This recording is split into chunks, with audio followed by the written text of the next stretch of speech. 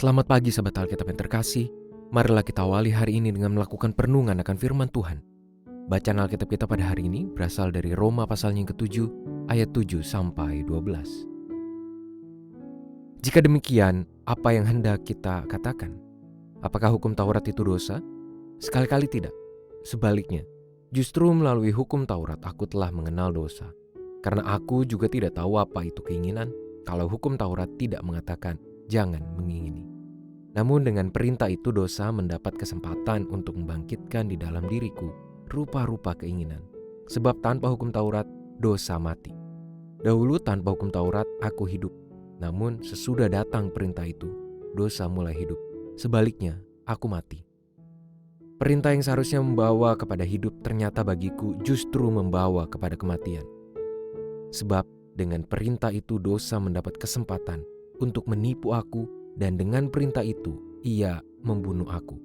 Jadi hukum Taurat itu kudus, dan perintah itu juga kudus, benar, dan baik.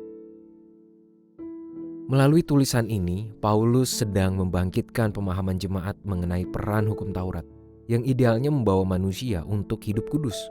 Namun pada saat yang sama juga telah menjadi tantangan bagi manusia itu sendiri. Hal ini terjadi bukan karena hukum Taurat memiliki sifat buruk, melainkan karena ketidakmampuan manusia dalam memenuhinya. Terdapat standar kualitas yang tinggi dalam hukum Taurat yang tidak dapat dipenuhi secara asal oleh manusia, sehingga memerlukan upaya yang begitu berat untuk menjalankannya secara tepat. Pelajaran tentang hukum Taurat ini merupakan tahapan dari Paulus untuk mengarahkan pemahaman iman jemaat di Roma mengenai peran Roh Kudus dalam hidup umat Tuhan. Namun sebelum mencapai tahap tersebut, Paulus perlu terlebih dahulu memberikan penjelasan yang lebih khusus mengenai hukum Taurat, agar jemaat tidak lagi mengalami gagal fokus sebagai murid Kristus. Kondisi semacam ini marak terjadi di tengah jemaat Kristen yang berlatar belakang Yahudi, di mana mereka sudah sangat akrab dengan tradisi dan pemahaman iman Yudaisme. Paulus tidak ingin jemaat mengalami disorientasi iman dengan menganggap bahwa jalan mengalami keselamatan terdapat dalam pemenuhan hukum Taurat, padahal mereka sudah membangkitkan diri menjadi pengikut Kristus.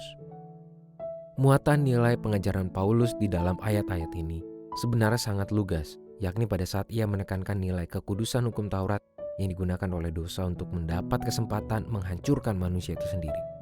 Pergumulan mengenai ikatan iman dengan hukum Taurat mungkin sudah bukan menjadi isu utama dalam kehidupan iman umat Tuhan masa kini. Namun tulisan Paulus ini masih sangat relevan untuk kita refleksikan dalam hidup keseharian.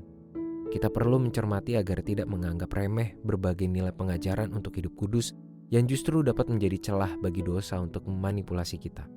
Bahkan pada saat seseorang merasa imannya sudah bertumbuh hanya karena ketaatan melakukan beragam kewajiban keagamaan, namun lalai untuk mencermati setiap makna dari kegiatan-kegiatan tersebut, maka pada saat itulah celah bagi hadirnya keberdosaan juga dapat semakin terbuka lebar. Marilah kita berdoa.